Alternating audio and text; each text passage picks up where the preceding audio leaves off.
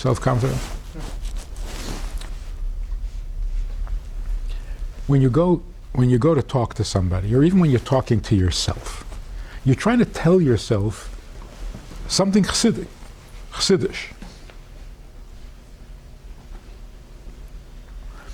If you're just repeating something you read or something you heard or something you learned,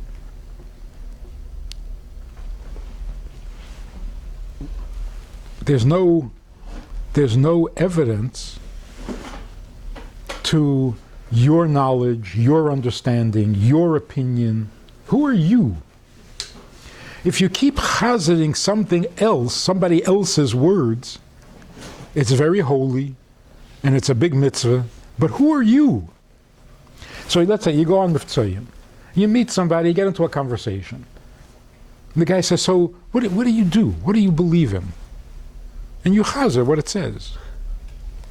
The guy walks away thinking, this kid has no opinion. He belongs to a cult. They tell him what to say and he says it. Because that's what it sounds like. So if somebody says to you, what do you believe? And you say, don't quote me what it says in the back of a siddur that you don't even use.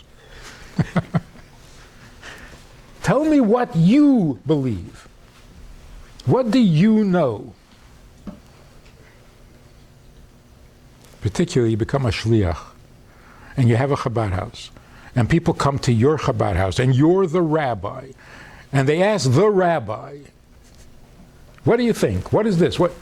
And the rabbi says, well, in a sicha, it says like this. In a maimah, do you know anything at all? I want to know what my rabbi is. I want to know what my rabbi thinks. He won't tell me. He keeps telling me what somebody else thinks.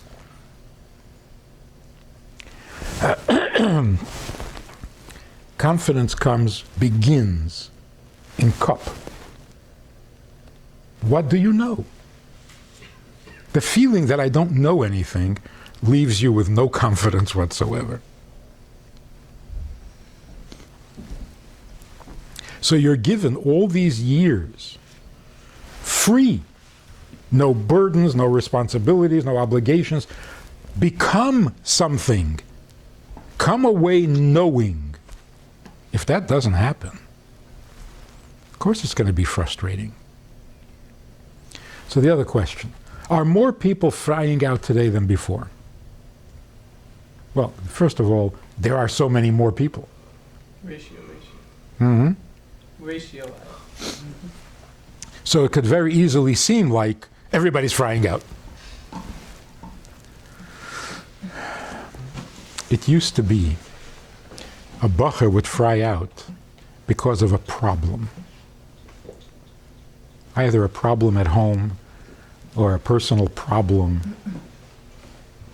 Some disaster. So when he fried out, he couldn't do what a Chassidish bacher had to do, so he gave up. He never said that he shouldn't be doing it.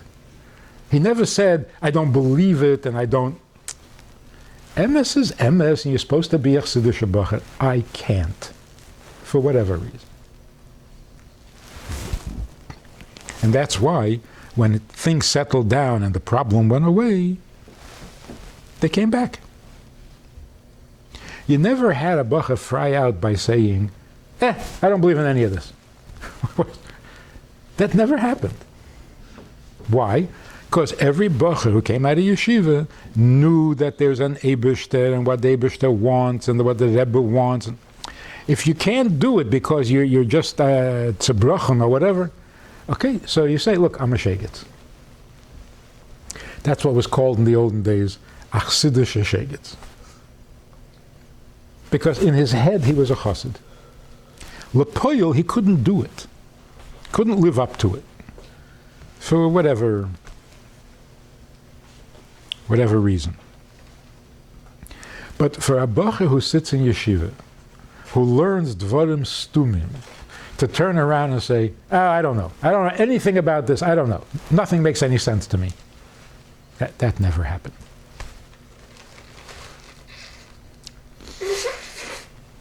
So the first step, which I think is the most logical step, what should you do to make yourself stronger, to have more confidence, to be more chassidish? What should you do? And people think, yeah, where should I go? What should I do? Don't go anywhere. You are where you belong. And you're doing what you're supposed to do. Just make it work. Make it work. Don't say, I know, until you know. That's one of the signs of a chacham, by the way. The opposite of a tippish. Don't say you know until you know. And don't let it go until you know. Once you realize what it feels like and what it's like to really know, you're solid. You're solid on your path. It'll go further and further, and it'll be good. But to accept, to get comfortable, to get used to not understanding after learning, this is very, very discouraging.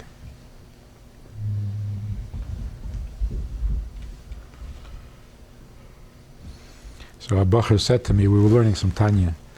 He was already out of yeshiva, good boy, everything was fine. So we learned some Tanya, and he understood it. He said, wow, this is Tanya? I thought Tanya was the knas for coming late. You're late, we're going to pay Tanya. All it was a punishment. I never knew Tanya was really a source of information that can... So, let's go down the questions one by one. So, self-confidence. Self-confidence doesn't mean that you're sure that you're smart. That's arrogance, not confidence. Self-confidence means you are confident in what you know, that what you know is true, that what you're doing is right. That's confidence. So it's not self-confidence. Self is never confident. You see people who are very self-confident. It's all a show. Because if you're self-confident, you can only be as confident as yourself. You're going to meet somebody who's a little stronger than you, a little smarter than you, you disappear. You fall apart. So what would happen if a bacher, a chassidish bacher, meets a very smart apikaris? You're going to fall apart. I don't know, he's smarter than me. He asked me questions. He's smarter. He knows a lot. He read many books. So he's wrong and you're right. That's where your confidence comes from. Make sense? So can a person who has bittul also have confidence? I think that's basically the crux of this question. If you're supposed to be bittul dik, how do you have confidence? You're bittul dik about yourself, you're confident about what you have and what you know. Yeah?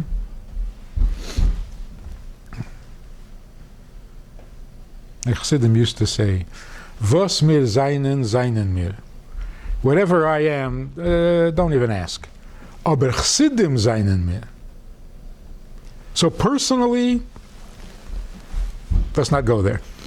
But what do I have? I have Chassidus. It's the emes, it's the most beautiful emes, it's the most edele emes. That's my confidence. And if you're a smart apikatus, said they're going to helfen. You're an apikatus and you're wrong, and that's all. Being smart doesn't fix it.